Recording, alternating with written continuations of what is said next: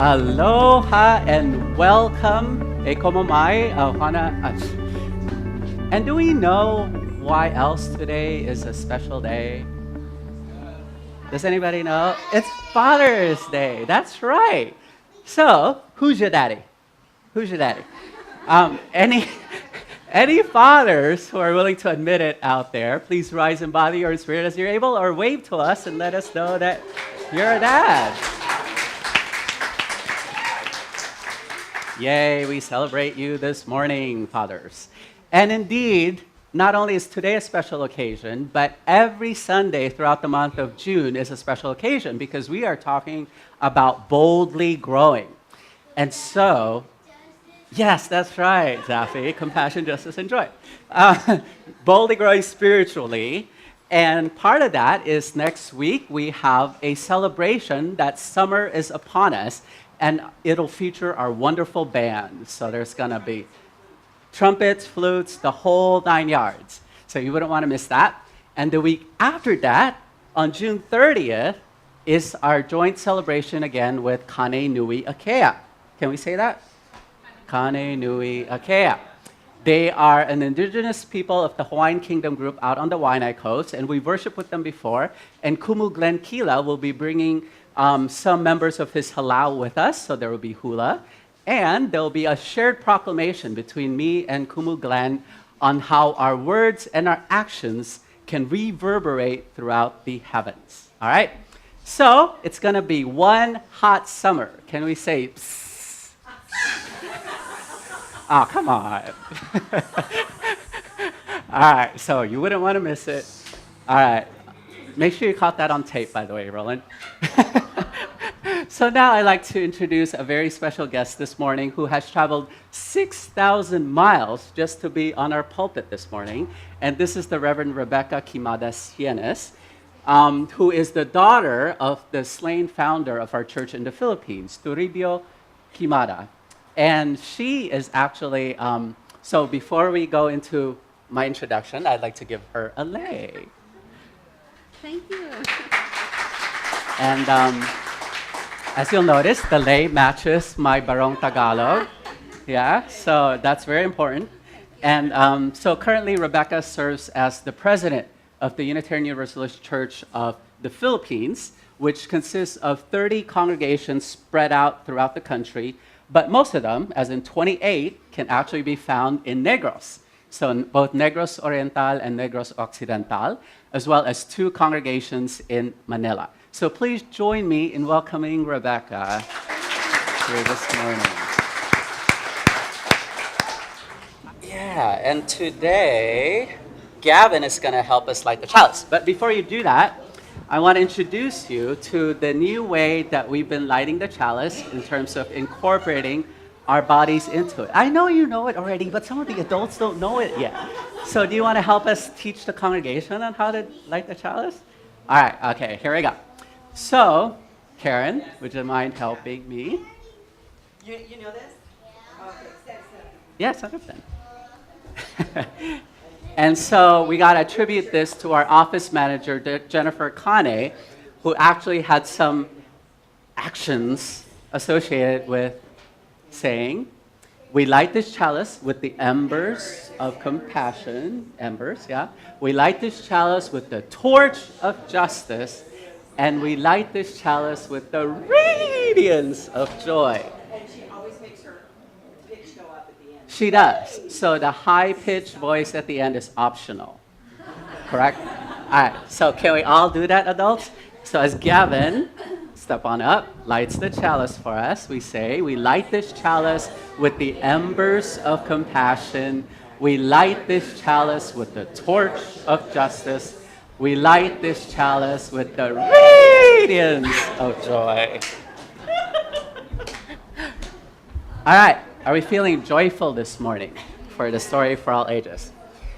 So here's how the story goes. Once upon a time, there was an old Japanese woman, in a land far away.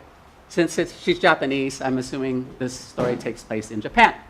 She visits a monk and says, I want to know what heaven and hell is like. And so the monk said, All right, well, I think I'm able to show you what heaven and hell is all about. But first, I would need to consult with my fellow monks. And so he gathered together the council of monks. And since they knew all about our fifth principle, they had a vote. All right, and guess how the vote turned out? They decided to do it. They decided to go show this woman what heaven and hell looked like. But first, she needed to be blindfolded. All right? So this is her. Just imagine her photoshopped so that she looks 50 years younger and with different colored hair and all that. So the lady was blindfolded. This old woman was blindfolded. And she was, when the blindfoldeds were taken out, she saw a room, a hallway, with this round table with all this great onolicious food on the table. So there's all this cake and dessert items, and there's all this seafood and poke and sushi, you name it, all the food was there. And surrounding the table were some people. Why are you shaking your head? Was there not sushi there? Oh, it looks good. So are you getting hungry yet? Yeah. Anybody getting hungry yet? All right, I am. But anyway, we still got the rest of the service to go through. So what happens is that there were a bunch of people sitting around this round table with all this food, and they were within, or they were not within arm's length of the table. So they can't reach the table with their hands, basically, yeah? However, they had chopsticks that were 3 feet long. But they were still frustrated because they can't get the chopsticks to somehow reach their own mouth. So like this little girl, for example, you can see how frustrated she is, that she can't use the chopsticks to feed herself, yeah? And so the people around this table were thin, and they were angry, and they were just so frustrated because they were so hungry, yet they can't eat. And there's all this good food in front of them, but they cannot eat, yeah? So you can see their problem. And so the old lady said, oh, enough already. I can see how this is indeed hell, because everybody's hungry and they cannot eat. So she said, I'm ready to be shown heaven now. So once again, the woman was blindfolded. And then once again, when she opened her eyes, she saw all this onolicious food. Except maybe this time around, she realized that the food was really organic and free range and made without GMOs. And so it was really a very sustainable kind of food. And so once again, she saw that there were a bunch of people sitting around the table who could not reach the table itself. But they had, how long were the chopsticks? 3 feet. Thank you for paying attention. Right. And so they had 3 feet chopsticks. But the difference this time around is they were actually using them to feed each other. So the woman said, finally, now I get it, why this is heaven. Because people were fed and they were fat and happy. Well, maybe not the fat part, but they were at least well-fed and they were very happy people. So now we get the moral of the story, I hope. Right? No? Well, do the adults get the moral of the story, hopefully? Well, if we feed each other instead of just thinking about ourselves, then we could reach the chopsticks with the food and it could actually end up in our mouth. All right, fine. We'll try it again another time. Maybe Emily can tell a better story. But for now, let's form a bridge and sing our children out.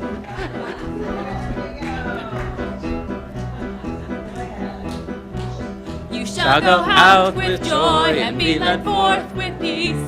The mountains and the hills will break forth before you. There'll be shouts of joy and all the trees on the field. Who says, love makes a bridge from heart to heart and hand to hand. Love finds a way when laws are blind and freedom banned. Love lifts the hopes that force and fear have beaten down. Love breaks the chains and gives the strength to stand our ground. Maayong buntag. Good morning. Happy Father's Day. In the Philippines, we celebrated our Father's Day last June 8th. So now I've realized here that you are celebrating Father's Day today. It feels so good to be in Hawaii. I have a good time. Thank you so much, Reverend Jennifer Kwong, for inviting me to come and to preach. Hawaii is well known to the Filipinos. Many years back, I heard stories of Pinoys being hired through Sakada system to work in Hawaiian plantations. Hawaii is the final destination of our deposed Philippine President Ferdinand E. Marcos and his family. He died here at St. Francis Medical Center. The late President Cory Aquino did not allow his body to be buried in the Philippines. Reverend Diane Rollert from Canada and member of the board of the UU Partner Church Council asked me what analogy I could think for partnership. I responded to her by saying, partnership is like a bridge. A bridge connects two sides. It offers an opportunity for people to go and see the other side. It connects two different cultures, widens understanding, and facilitates growth. In the Philippines, the church partnership program has brought many UUs from the USA to come and visit us. Those of you who have been there must have found the other side of UUism, the Philippine context. And if you have another partner church from another country, I am very sure that you will learn UUism and their context as well. It is very interesting to hear stories from our brothers and sisters abroad. Stories of conversion, life's change, new direction, and others. Crossing the bridge has changed my life. My 5 years stay in Chicago has given me many lessons in life. It has equipped me with education, knowledge, and skills to prepare myself for heavier challenges ahead back home. I am grateful to the leaders of Midvale Lombard Theological School for welcoming me and give me space to stay, to work, and to study. I am thankful to all those whom I had met and conversed with at the women's gatherings at the university in Chicago, in the classrooms at Midvale Lombard and Chicago State University, in the pews of the First Society of Chicago, in the food pantry and nursing homes at the north side of Chicago. Those were my life's teaching moments that lead to a change in my way of thinking, strengthened my decision-making faculties, and made me strong to positively meet the challenges and difficulties in life. In his book, Finding Time and Other Delicacies, the Reverend William Schultz, former president of the Unitarian Universalist Association, said, and I quote, "One of the measures of our seriousness as a religious movement is the extent to which we cast our glance beyond our own ecclesiastical doors and outside the boundaries of North America. He further said by saying, I am convinced that the message we bring, news of a loving God, a responsible humanity, a liberating faith, support for those who would break the chains of racism, poverty, and oppression, confidence that the universe extends its arms to us in kind embrace, assurance that death does not rob life of its nectar. I am convinced, he said, that these messages strike a universal chord. Unquote.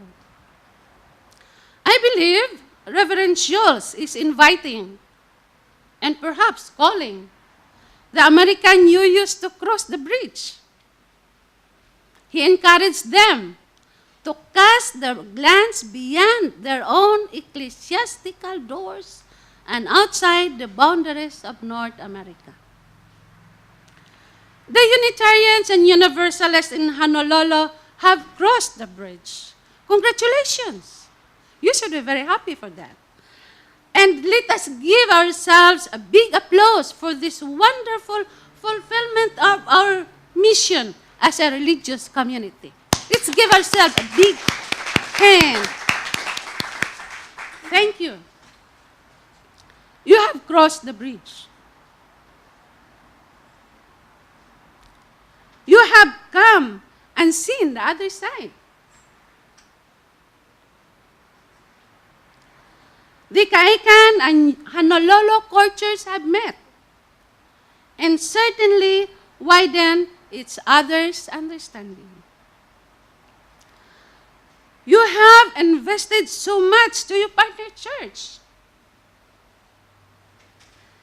In the midst of a deadening illness, you have provided hope to Tony Lakpao and strength to his family. Build up the congregation's children's ministry. Your women is giving a brighter future to the youth through education. And you sent balikbayan boxes. You have provided security to the residents in the community by building the seawall and the ongoing assessment of the vulnerability of Kaikan community to the impacts of climate change, and many others. On top of this, I like your strategy of a matching grant. It is teaching them their basic task to dispense the ministry of the faith. In fact, I am planning to put this into practice to our other partner churches. I'm glad Reverend Kwang started it. This approach is not known to them. In fact, all of them did not hear such phrase as matching grant. I know it takes time for them to fully appreciate its beauty, but they will, and then they will become grateful of it. I am excited to report to you that Pastor Balongkas is enthusiastically handling the Kabulakan outreach program of the Kaikan congregation. Pastor Balongkas was a minister of a born-again Christian group and finally submitted himself to fellowship with Kaikan congregation last March through the blessing of Reverend Kwang. Now he is in charge of the outreach in Kabulakan. The UUCP is growing towards self-sufficiency through innovative initiatives. The church has embarked on its biggest social justice project ever. The city government of Dumaguete issued a call to the business institutions to provide safe housing to university students. The UU Church of the Philippines responded to this call by planning to construct a 2-floor ladies' dormitory. Many students from different parts of the country and even from other countries come to study at the universities there. The Quimada dormitory will provide quality and safe housing to these students and provide self-sustaining income for the UUCP. We are doing well in our fundraising efforts to build the dormitory. And if your interest is kindled to know more about it, kindly visit our website www.uucpdorm.com or http filipinasafehousing.org. Here, we see that there is growth in crossing the bridge. There is growth in partnership. Let me close this reflection by reading to you hymn number 148, found in our Singing the Living Tradition. And it says, "Let freedom span both east and west, and love both south and north, in universal fellowship throughout the whole wide earth. In beauty, wonder everywhere, let us communion find. Compassion be the golden cord, close binding humankind. Beyond the barriers of race, of color, caste, or creed, let us make friendship human worth, our common faith and deed. Then east and west will meet and share, and south shall build with north, one human commonwealth of good throughout the whole wide earth." So be it.